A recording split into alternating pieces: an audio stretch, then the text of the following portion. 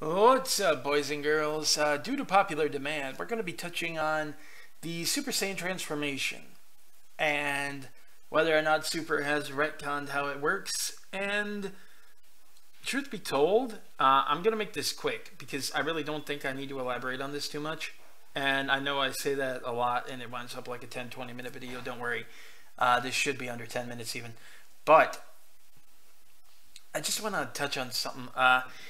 I do think it's funny, first and foremost, that the fandom itself finds itself in a situation similar to what happened in Dragon Ball itself in the manga, where Vegeta went Super Saiyan for the first time, and everyone thought that you needed to be pure of heart to attain that transformation. That had to have been the key to Goku being able to access it, right? Right? I mean,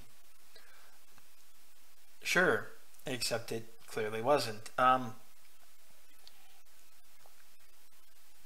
We seem to be in a bit of a meta position here in that we're encountering this in real life. The problem is, I don't think there's even been a change or even a disproving of sorts of how this form works. And what I mean by that is, I think the Super Saiyan transformation has stayed the same. And I'm going to be using screenshots from the episode here.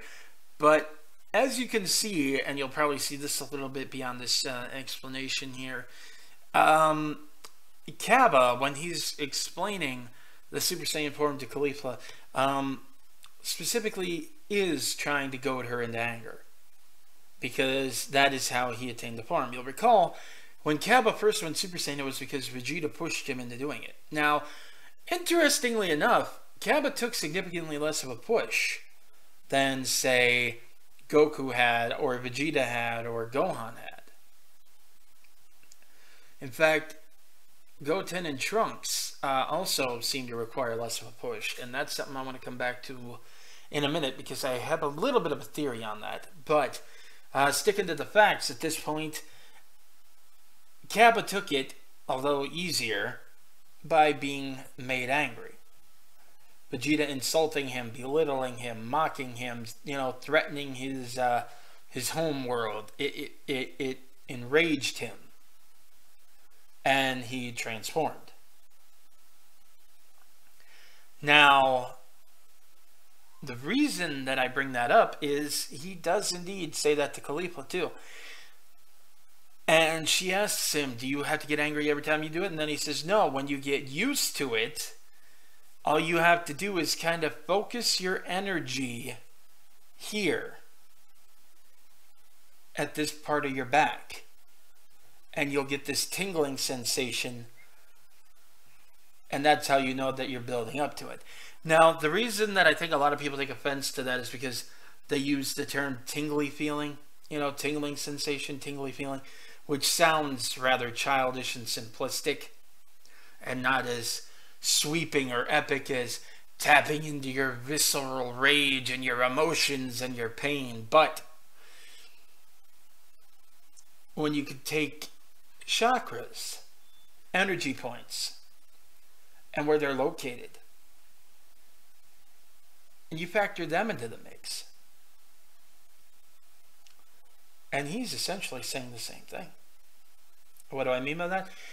When you would take a look at the 7 major chakras in Eastern mythology belief systems, you will have the root chakra, the sacral chakra, the solar plexus, the heart, the throat, the third eye, and the crown. The specific portions of the back that Cabba is pointing to is actually kind of midway between the solar plexus and the heart. And the reason that that's important is the solar plexus and the heart, in terms of chakras,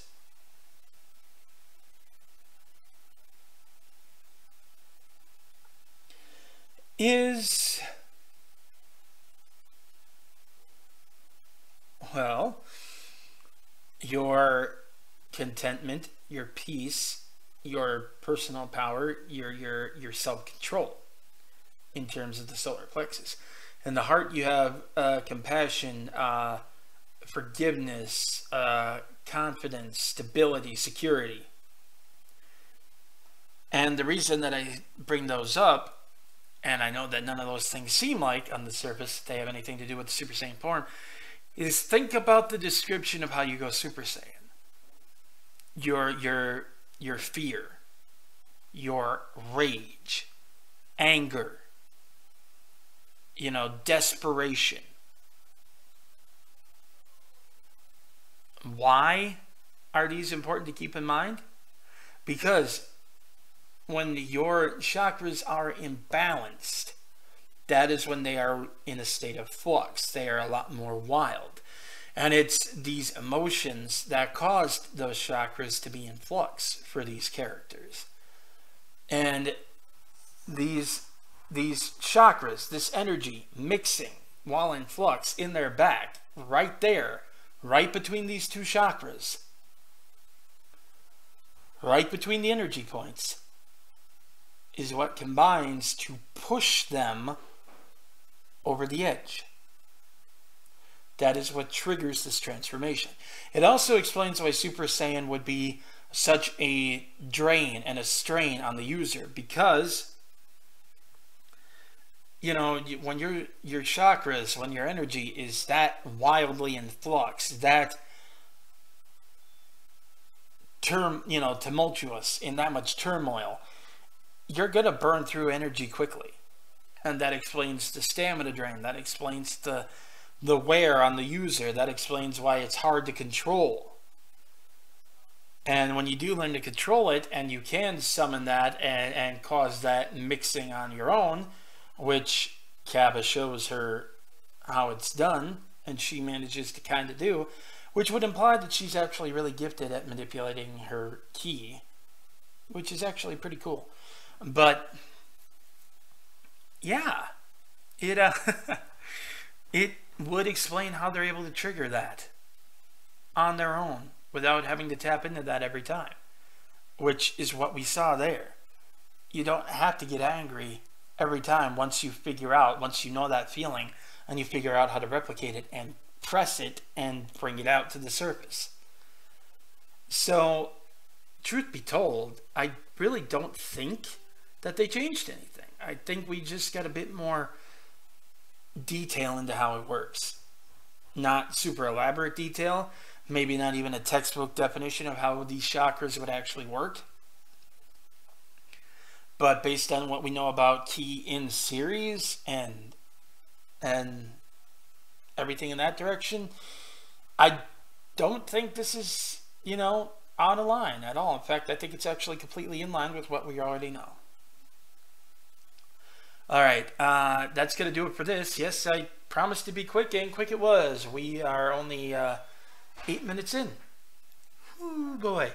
The next video I'm going to touch on, hopefully within the next couple days,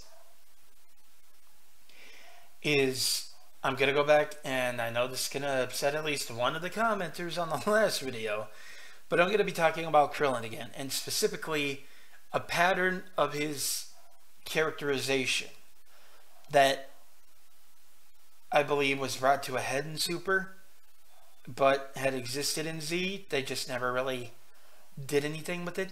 Why it's feasible that it would come to a head in Super, and frankly, why giving him PTSD, which almost everyone that I've seen criticize this is even willing to admit that that's what it seems they're going for, is not out of character, and it's not impossible like some people seem to think. I normally wouldn't, but because I've already touched on this, but I feel the need to do that just because this is kind of a big misunderstanding. I think that people really need to I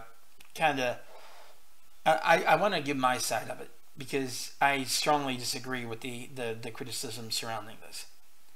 And I think it's actually been, especially compared to a lot of other media, very well handled. And so I kind of feel a compulsive need, especially since it's something I personally go through, to kind of go to bat for that. But at any rate, that is it for now, and I will catch all you guys in the next video. See ya.